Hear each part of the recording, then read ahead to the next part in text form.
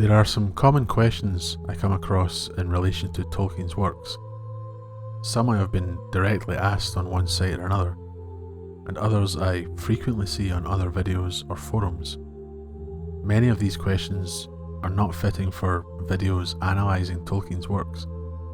This means I'll be creating videos that exist to answer questions about the Legendarium. These will vary from short videos to longer videos depending on the question. I encourage anyone who's interested to ask questions, and I will hopefully be able to create more of these Q&A types of videos in the future. Today, I'll be answering a common question. Did Gandalf the Grey die in his battle with Durin's Bane? There upon Celebdil was a lonely window in the snow, and before it lay a narrow space, a dizzy eyrie above the mist of the world. The sun shone fiercely there, but all below was wrapped in cloud. Out he sprang, and even as I came behind, he burst into new flame. There was none to see, or perhaps in after ages songs would still be sung of the Battle of the Peak. Suddenly Gandalf laughed. But what would they say in song? Those that looked up from afar thought that the mountain was crowned with storm. Thunder they heard, and lightning, they said, smote upon Celebdil, and leapt back broken into tongues of fire. Is not that enough? A great smoke rose about us, vapour and steam. Ice fell like rain. I threw down my enemy, and he fell from the high place, and broke the mountain side where he smote it in his ruin.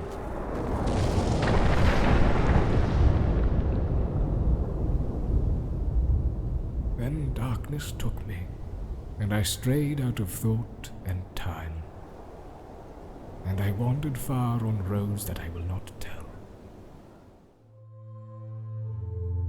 Did Gandalf the Grey die when darkness took him? Yes. I say died because he was embodied, and his spirit then left that body. People have no issue in saying that an elf dies from wounds that cannot be healed, with the spirit leaving the body and being called to the west. The only difference here is that Gandalf has a natural state that isn't a union of spirit and body. This does not change the fact that in Middle-earth he existed as one of the incarnates. As Gandalf the Grey, he was a spirit, bound to a physical form, and he was then forced to leave that form through violence. That is death. Sauron dies when Numenor is taken from beneath his feet during its destruction, and he dies again at the end of the Second Age, after his battle with Gil-galad and Elendil, before fleeing as a spirit. Death is not non-existence in Tolkien's world, especially when we know that in Arda, the spirit endures outside of the physical body. Glorfindel died, yet we see him sitting at the Council of Elrond, and know what happened to him prior to his death and after it. Of course, Gandalf the Grey is not an elf, but my point is that if we don't call what happened to Gandalf a death, then what was it?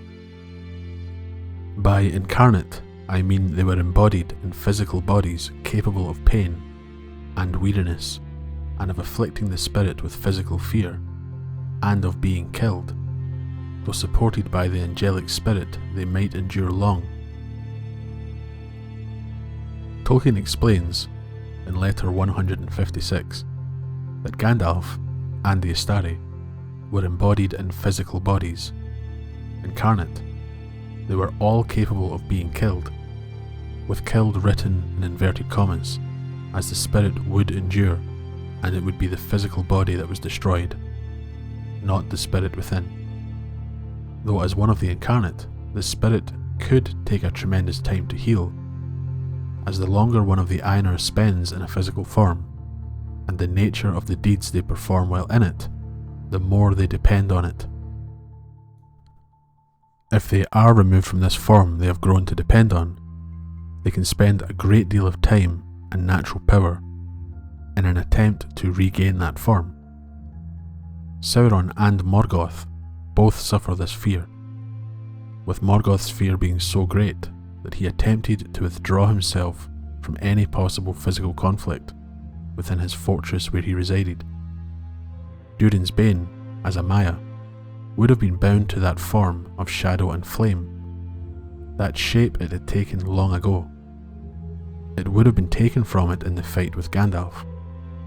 No one seems to doubt that it was killed. Gandalf really died and was changed, for that seems to me the only real cheating, to represent anything that can be called death as making no difference. He was sent by a mere prudent plan of the angelic Valar, or governors, but authority had taken up this plan and enlarged it at the moment of its failure. Naked I was sent back for a brief time, until my task is done. Sent back by whom and whence? Not by the gods, whose business is only with this embodied world and its time, for he passed out of thought and time. Naked is alas unclear.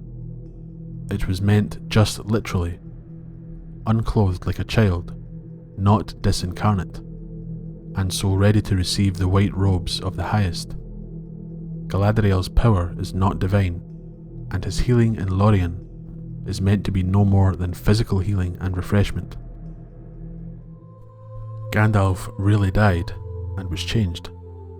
Tolkien in this part of the letter explains in detail that Gandalf's sacrifice can be called death, and that there was a difference in Gandalf when he returned to Middle-earth.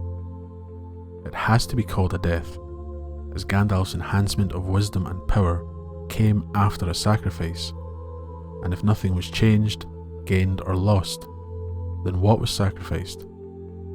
He may have known at the moment of his stand against the Balrog that he was the only person who could direct the resistance against Sauron, and all his mission was in vain. He sacrificed himself to keep the fight against Sauron alive, to save the Ringbearer and his friends, and died in the process, not knowing that he could or would return to Middle-earth. He was then enhanced and returned by Eru, who took up the plan of the Valar and enlarged it. Through death, Gandalf returned, from the darkness that took him back into the light. I can only think that people who say Gandalf did not die are thinking of the natural state of the Ainur, and aren't thinking of the very real bodies of the Astari, of incarnation, or what Tolkien calls death. If Gandalf the Grey was a simple raiment of a Lorin, that he chose himself in some journey to Middle-earth, then things would be different. This was not the case, and it is safe to say that the wizard really did pass through fire and death to return and complete his task on Earth.